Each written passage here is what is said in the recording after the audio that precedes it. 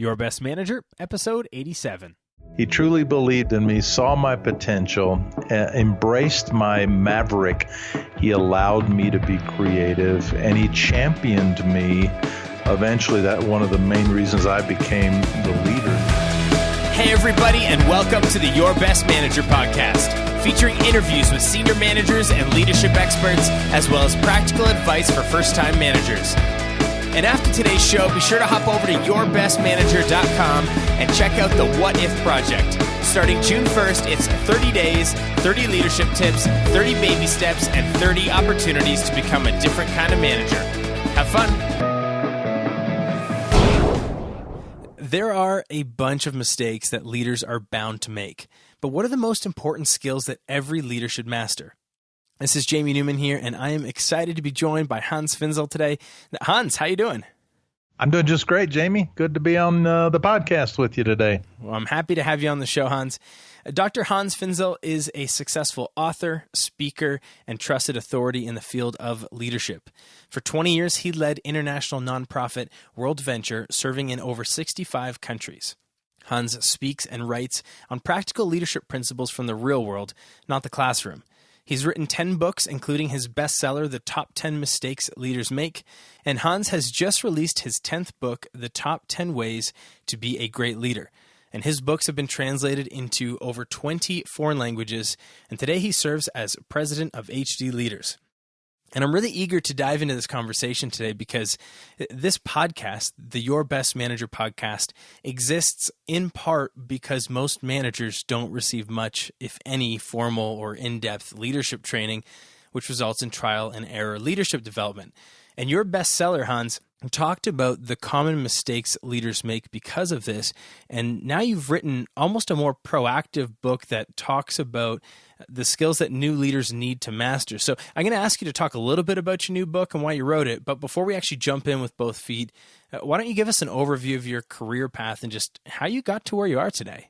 Okay, Jamie. Yeah, well, my career path went to college, grad school. I've been in the nonprofit sector most of my career. My wife and I lived in Vienna, Austria for 10 years. That was awesome. 2 of our 4 children were born there. Oh, wow. And even back in those days, I was in leader development and leader training. And then I was bumped upstairs and asked to head up our international nonprofit. It's called World Venture, one word, World Venture. And so I was the CEO for 20 years doing that. Had a lot of fun. We worked in 65 countries, so we had a staff of about 600, 700 people scattered all over the world. One of the greatest things about my job of those 20 years was to travel the world and just go to a lot of interesting places. I think I've been to over 100 countries, and I love other cultures and languages and people and foods and smells and music. So that was a lot of fun. Yes, I did that, and that's where I really got my chops for leadership, leading. So when I write about leadership, it's not classroom theory. It's what I learned in the trenches of hiring and firing and coaching and meetings and you name it. And about 4 years ago, I left that. I decided I had 20 years was enough. That's a pretty long run for a CEO nowadays. That is a long run. You're right. And interestingly enough, Jamie, I found that, you're really different when you're 60 than when you're 40. And I started being a CEO when I was 40. And when I turned 60, I thought, I'm kind of bored with this. The things that I have to do every day, they don't fuel me anymore. They don't jazz me anymore. I don't have, when people would ask me, what's your vision for the future? I've kind of fought so many battles and climbed so many mountains. I don't really have a vision. That's when I realized I needed to leave and make room for a younger person who took my place. And so I did leave, and I'm so glad I did, because I found increasingly I just love leaders and leadership and management. And I had been writing books on leadership for years, and I decided, what I really love is writing about leadership and speaking about leadership. So that's what I do now for the last 4 years. And that brings you up to date. Yeah. The story of Hans. Yeah. And what's pretty cool is you went from I'll say a life of serving to a life of increased capacity to help other people serve. So you worked for a company that did some great work, and you led that, but you're taking that experience so that you can actually teach other people how to be effective in a variety of different organizations. And so I guess I'll just ask you, what's it like being able to contribute differently now compared to as a leader? I'm just curious on that. Actually, I love it. And I was on an interview recently, and the guy said, "You got a lot of wisdom." And I said, "Thank you." Because I am now in my 60s, I am kind of a roaming ambassador of leadership wisdom, and I love that. And I find so many opportunities where people are hungry to learn. And I would say that the difference in my new book, Top 10 Ways to Be a Great Leader, from the Top 10 Mistakes Leaders Make, it is kind of like the yin and the yang, two sides of a coin. But I would say this is a whole lot more wisdom based on 30 years of being a leader, mentoring leader, studying leadership. And so I love it. It's a great role, and I don't have any authority anymore. Mm-hmm. Yeah. But I love that. I don't want a team. I don't want any more budget meetings. I don't want any more conflict resolutions and people I have to fire. Yeah, exactly. Now I just get to come alongside without a position of authority, but more like an elder. Like an elder and a mentor and a man of wisdom that can just share what I've learned about leadership. I just love it. I'm having, that company Life is Good. They've got the T-shirts and everything. Yeah. Actually, one of those caps changed my life because I have one of those Life is Good baseball caps, and their company's slogan is sewn on the inside of the cap. So when you put it on, you read the slogan. So about 5 years ago, I was going on a walk, and I put on this cap, and it was sewn in there, "Do what you like what you do." And those words rebuked me. And I said to myself, "Hans, you're not doing either one. You don't like what you do anymore, and you're not really doing what you like." And that's when I decided I had to make a change. And I can honestly say, Jamie, today, I don't only do what I like, I do what I love, and I love what I do. And that's so important. I think regardless of what level you listeners are at in your career, whether you're just starting out or maybe you've been in the trenches for 25, 30 years, if you don't love what you're doing, change what you're doing on some level. That doesn't necessarily mean going and jumping into entrepreneurship and starting a brand new business.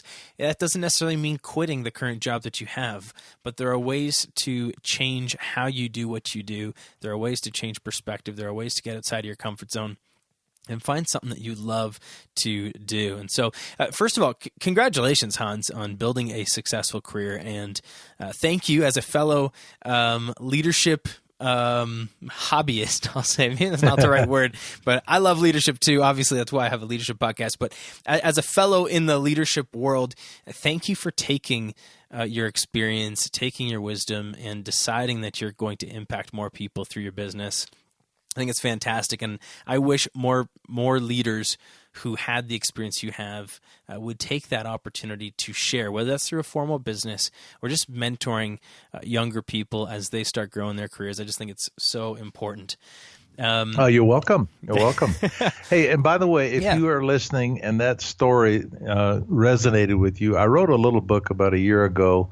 I self-published it, and it's an audio book you can listen to in 1 hour, but it's called The Power of Passion in Leadership.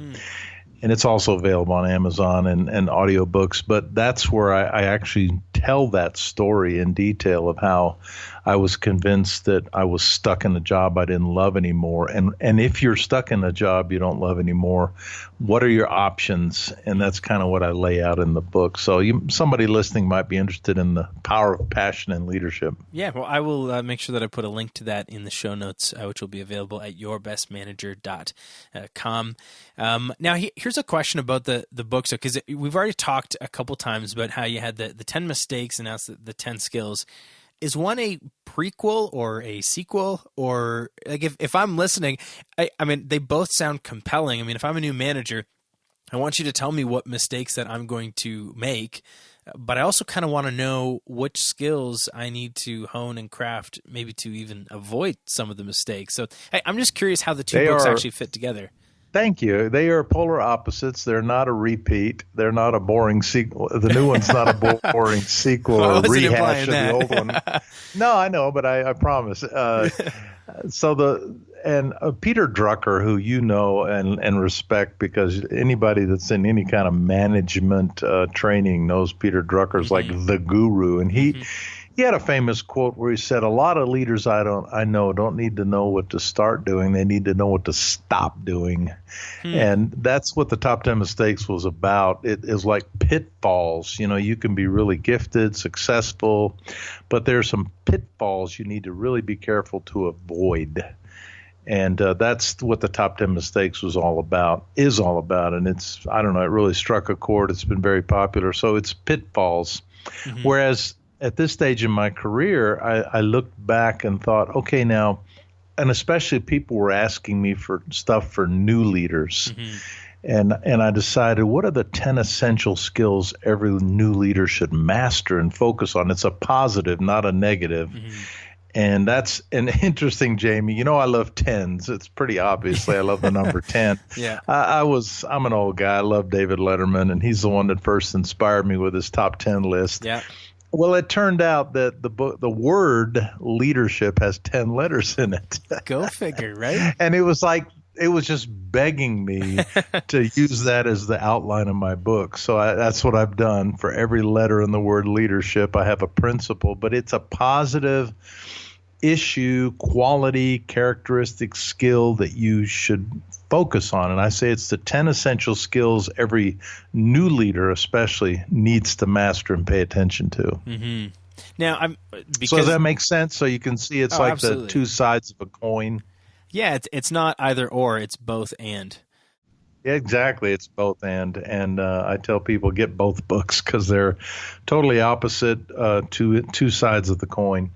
Okay, so there's two things I'd like you to maybe talk about then. When you're talking about that Peter Drucker quote, I was just thinking it's a lot harder to stop doing something than it is to start doing something. And maybe you agree with me, because it's like once you've got a habit. Yes. But I'm just wondering, when it comes to leadership, why is that the case? Do you think it's I actually don't know, because I remember as a first-time manager myself, there were things that I know that I did, but I just did them out of habit, even though I knew that they were wrong. But that change just felt uncomfortable.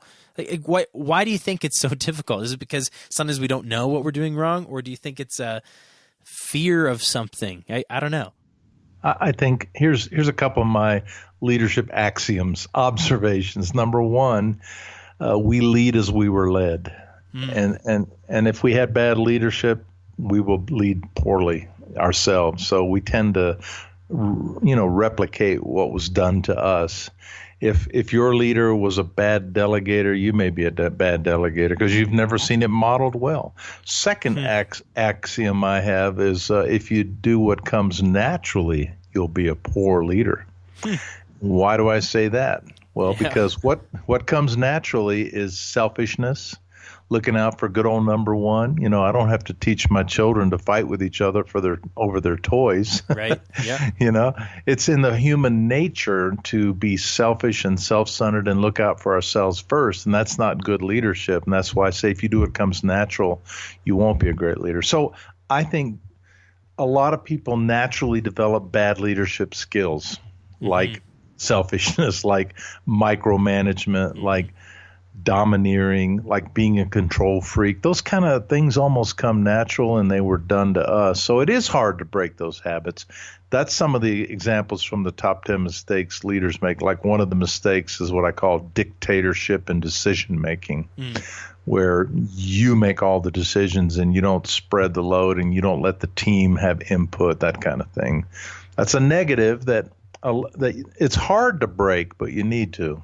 Yeah, well, I think it was just so profound what you were saying about if you haven't actually seen good leadership, where's your compass, I guess? Like how would you know what to do? And there's two things I want to pull out of that before I ask you to talk about some of the positive side.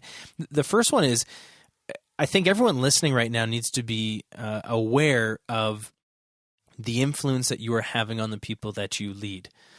Because the people that you lead today could be leaders tomorrow. And when they're leading, they're going to be looking to you as the example. And so some of the good things that you do, they will emulate. And so that's should reinforce your positive behaviors. But you need to be aware that some of the bad habits and some of the pitfalls that you are running into right now, you are showing the people that you lead how it's done, and you need to be aware of the impact of that. And so hopefully if you're listening, you feel the weight and responsibility. Leadership isn't just a title, and I don't say that to be like, hey, if you can go lead, you can go lead, doesn't matter your title. It's a responsibility, and you do need to take that seriously. The second thing I wanted to pull out of that, I recently did a webinar on performance management, and I said people don't perform for one of three reasons. They don't know, they don't care, or they aren't capable. But the lack of knowledge is probably the most common. We'll give instruction, but if it's not actually understood properly, the person doesn't actually know what to do. And I think you're right. I think that's one of the reasons we fall into pitfalls is because sometimes our performance as managers isn't great because we don't actually know what to do.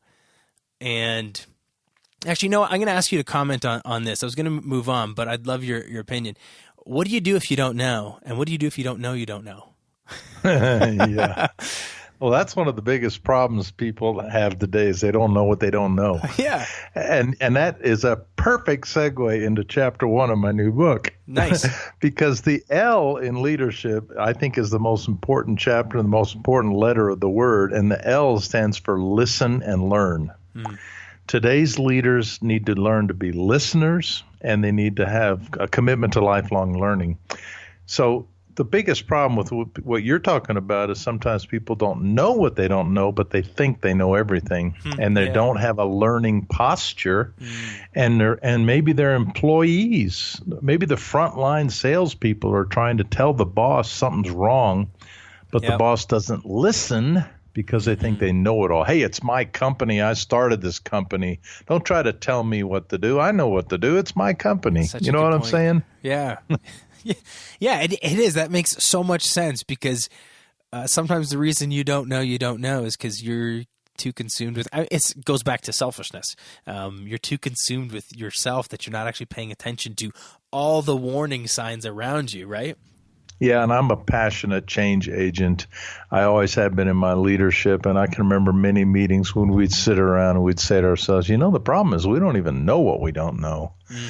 Because in so many industries, things are changing so fast. And if you're like the ostrich who keeps his head in the hole in the ground, you're going to lose your business, you're going to lose your opportunity. So that's why I say learning and keeping your ears open and listening is such an important skill for today's leader. Yeah, I couldn't agree more. And how convenient that is the foundational first letter of the word, right?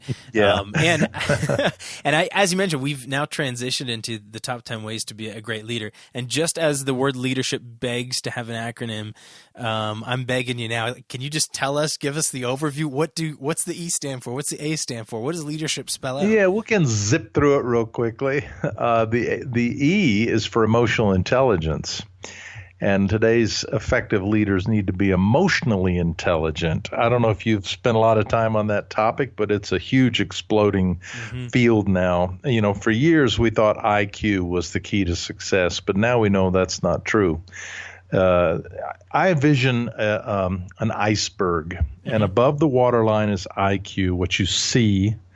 Below the waterline is EQ, your emotional intelligence, what you don't see. So when I hire people, it's massive, and it's a deal breaker. Today's leaders, it's 90% people skills, relationship skills, not how smart you are. And that's why today we know you have to pay attention to your EQ. And when I hire people, and I do reference calls, what I ask the reference is, tell me about their people skills. Tell me about their relational skills. How do they get along with people? How about conflict resolution? And how do they act when they're under pressure? See, that's all emotional intelligence.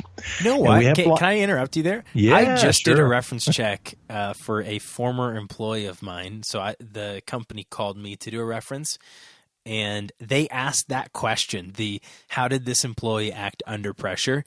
And that forced me to give the most honest assessment of the person, because that is where true character stands out. Now, fortunately, the person I was giving a reference for is great, but I described the person very differently than I would have had I not been asked that question. So if you're listening right now and you have to do a reference check, write that down, because that question will get some very authentic answers, provided you're not calling HR and they're like, we don't give references. But yeah, that's unfortunately the case with most people.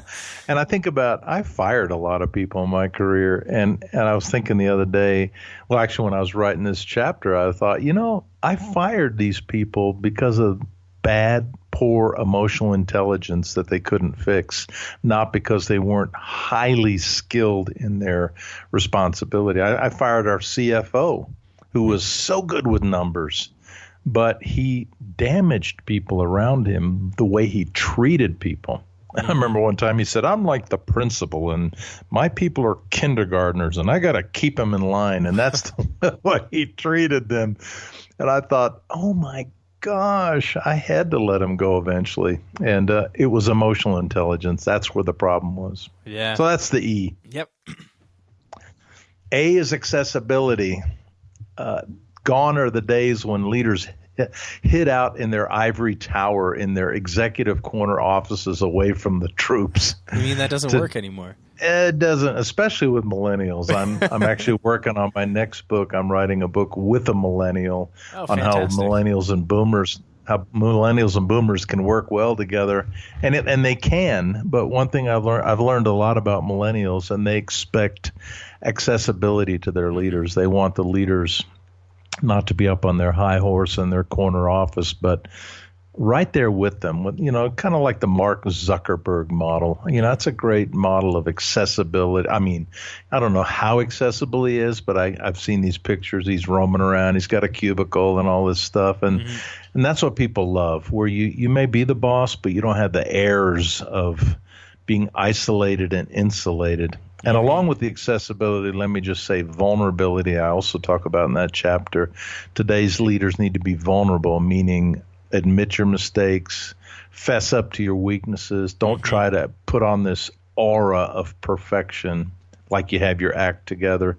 People actually like to work for leaders that are human, Yep. Yeah, and you have to be willing to take some risks sometimes and allow your mistakes to be known if you want to build authentic relationships and if you want to build that trust between your people. If you avoid vulnerability, you're probably not very accessible because you're afraid that people might see your weaknesses, and that's not going to go well for you when it comes to leading and inspiring and influencing behavior, right?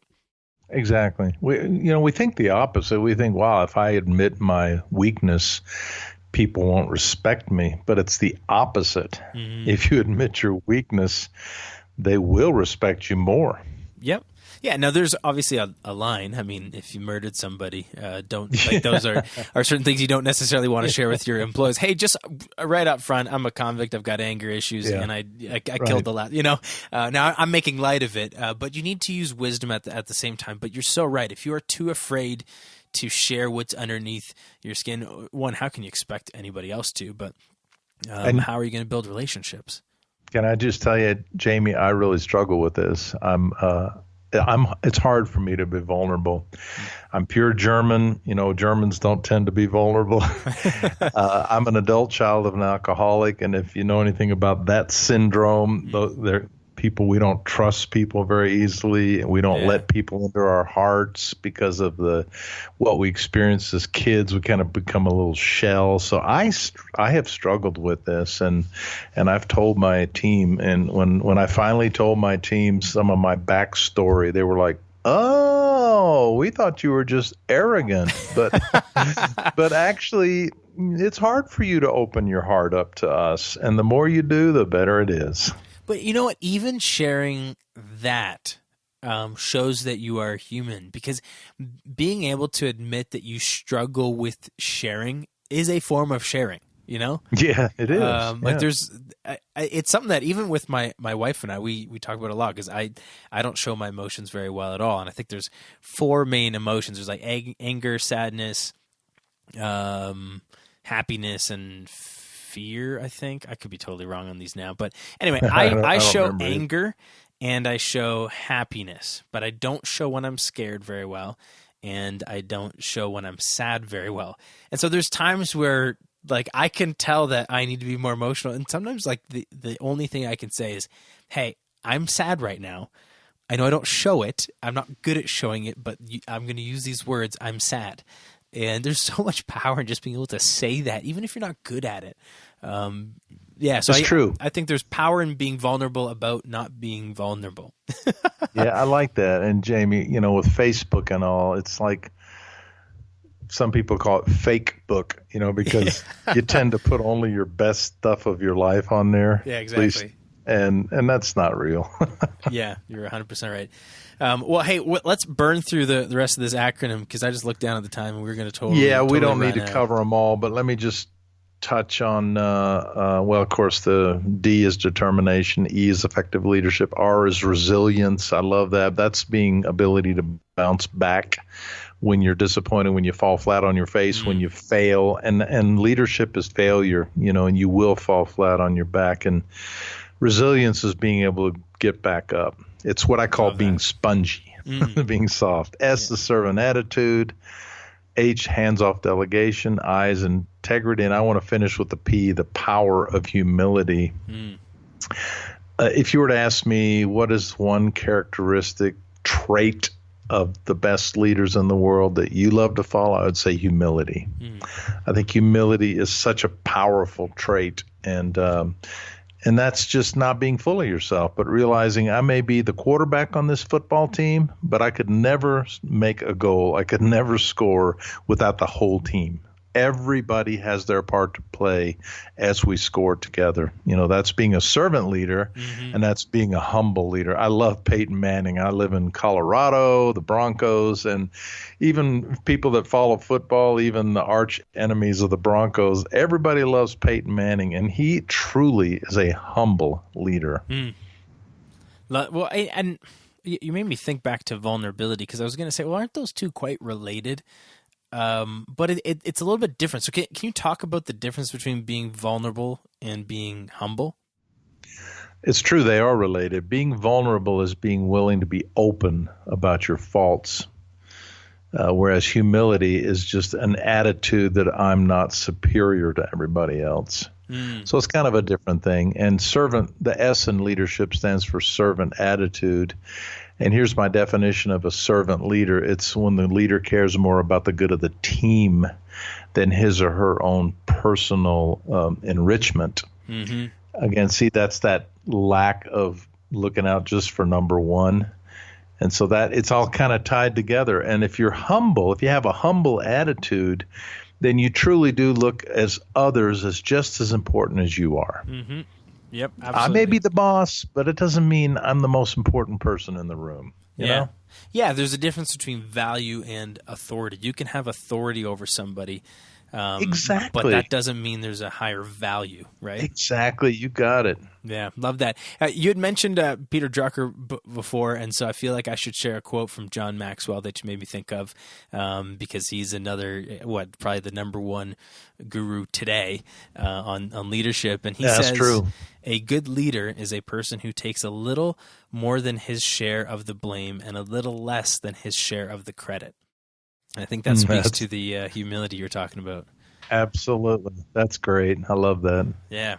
Awesome. Well, as I mentioned, we're totally going to run out of time, but there's a couple questions I want to make sure we ask, or that I ask. I guess not we ask. You answer, I ask. Then the first one is, this is the Your Best Manager podcast. So can you tell me, Hans, who was your best manager? Like, who had the most significant influence on your own personal development, whether that's career related, or even personally? Probably my boss when I lived in Europe. His name was Arno, kind of a weird name, Arno, but he was my boss. He came around a couple of times a year, and he was my best boss ever because he believed in me. And that's nice when you're young, especially when you're young. It's always nice. But Yeah. he truly believed in me, saw my potential, embraced my maverick. I'm a maverick. I color outside the lines. He allowed me to be creative, and he championed me. Eventually, that one of the main reasons I became the leader and the CEO of that international nonprofit is because when his colleague, the CEO, retired, Arno said, you know what, Hans is the person to replace him. So that's kind of cool when you have a champion like that. Yeah. I mean, I say quite often, if you talk to me about how do you get promoted, you want peer endorsement, but ultimately you want other people to be talking about you. If you're the only one talking about you, you're not going to go as far. But if other people just naturally want to put you up, that says something about your character. But I think you're right. I mean, what a privilege to have a leader who sought not their own success, but sought the success of other people. And that sounds like. And that's even what though Arno he did was my for you. boss, sorry to interrupt you, but No. even though he was my boss, he always felt I was going to go a lot further than he did in his career. And that's what happened. I eventually became his boss. And he was so totally cool with that, you know? Yeah, I was talking to somebody a couple months ago, and they said that leadership to them is the attitude that you want, or that you're okay with the people underneath you having more success in you, and it or something like that. But he just talked about how powerful it would be if you could, and this again speaks to humility, but if you thought and were okay with the people underneath you surpassing you, and if you could help people get to a higher level than you ever could, just the significant impact of that is just incredible, obviously, right? But I just thought it was a cool thought, because oftentimes it's like, well, hey, make your team successful. But like, what if it was, hey, make your team more successful than you are? Like, how cool would that? How cool would that be? Now, I do have one more question, though, because you made me think of it. The first thing you said was, this is maybe a challenging one, so we'll see how you do on the spot. But you mentioned that Arno believed in you. And can you give some advice to managers? How do you separate giving someone confidence or leading them based on their potential and giving them false confidence? Because if someone's not capable and you just say, hey, I believe in you, you're kind of setting them up for failure, right? You definitely are. I like the saying a friend of mine who coached me a lot says, and he said, truth works. Truth works. I do not think you should falsely encourage somebody that is not doing well or that doesn't show potential. And I sometimes you have to be brutally honest with those people when they ask for feedback. But that's gonna backfire on you if you start telling somebody, "Oh, you've got all this potential and you're all great." And you know, I don't.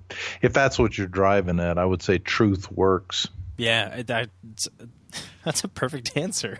Because in order to share truth, you need to know truth, which means you need to be observant. And if there are positive truths in someone's performance, you want to remind them of those things, because that will give them confidence. But at the same time, you need to also tell them the developmental truths. And both of those things are going to be appreciated. And a lot of people are conflict avoiders, and they only want to tell people the good news. And that's another thing I struggle with, an adult child of an alcoholic. I hate conflict because I had so much conflict in my home when I was a kid. So it's painful to me. And so like annual reviews or employee evaluations, I just want to be Santa Claus. You know, I want to give people the gift that keeps on giving of positive feedback. But exactly. I learned, Hans, that's not good leadership. You also have to be constructive. Everybody has room for improvement, and corrective at times. That's all part of good leadership.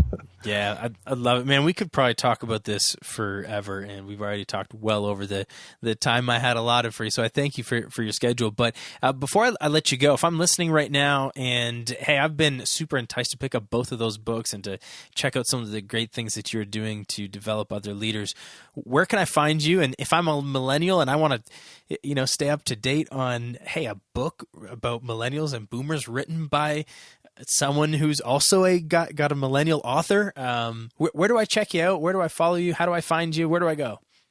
Go to my website, hansfinzel.com, HANSFINZEL. That's like a zebra, EL.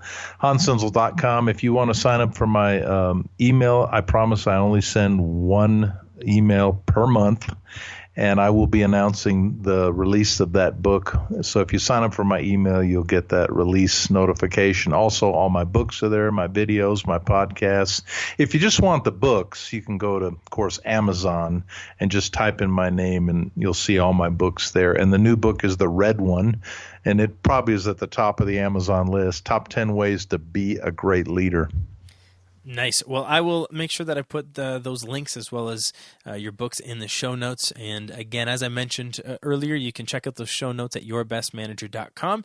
They're really easy to find. Just go to the homepage. There's a magnifying glass in the top right-hand corner, and you can search Hans, H-A-N-S, and you'll find everything from today's show. And managers, I'm not sure if you are traveling to or from work, getting a workout in, or simply taking some time to relax and listen today, but I hope that you've been encouraged and inspired from our conversation with Hans Finzel. Hans, thanks again for sharing some of your story with the next generation of leaders. I truly appreciate it, and we'll talk soon. Yeah, I think we're kindred spirits, and I thoroughly enjoyed it. Thanks for having me. All right, everyone, that does it for today's episode. Thank you so much for listening. Now hop over to yourbestmanager.com and take advantage of the free tools, resources, and training which I've created exclusively for you, the next generation of leaders. Oh, and have fun.